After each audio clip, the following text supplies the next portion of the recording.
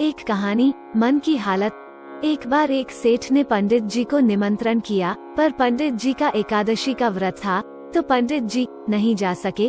पर पंडित जी ने अपने 2 शिष्यों को सेठ के यहाँ भोजन के लिए भेज दिया।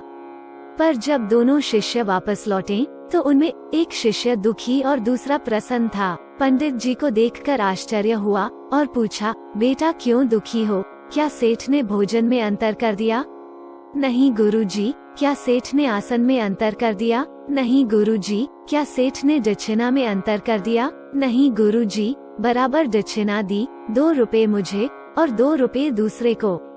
अब तो गुरुजी को और भी आश्चर्य हुआ और पूछा, फिर क्या कारण है जो तुम दुखी हो? तब दुखी चेला बोला, गुरुजी मैं तो सोचता था सेठ बहुत बड़ा आदमी है, कम से कम 10 रुपए दक्षिणा देगा, पर उसने 2 रुपए दिए, इसलिए मैं दुखी हूँ। अब दूसरे से पूछा, तुम क्यों प्रसन्न हो? तो दूसरा बोला, गुरुजी मैं जानता था सेठ बहुत कंजूस है, 8 आने से ज्यादा दक्षिणा नहीं देगा, पर उसने 2 रुपए दे दिए तो मैं प्रसन्न हूँ। बस यही हमारे मन का हाल है। संसार में घटनाएं समान रूप से घटती है, पर कोई उन्हीं घटनाओं से सुख प्राप्त करता है, कोई दुखी होता है।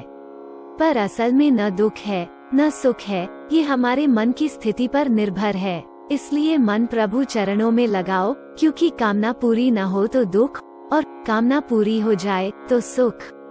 पर यदि कोई कामना ही न हो तो आनंद। जिस शरीर को लोग सुंदर समझते हैं, मौत के बाद वही शरीर सुंदर क्यों नहीं लगता? उसे घर में न रखकर जला क्यों दिया जाता है?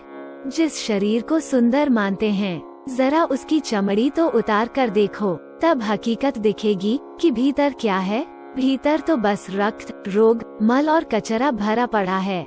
फिर यह शरीर सुंदर कैसे हुआ?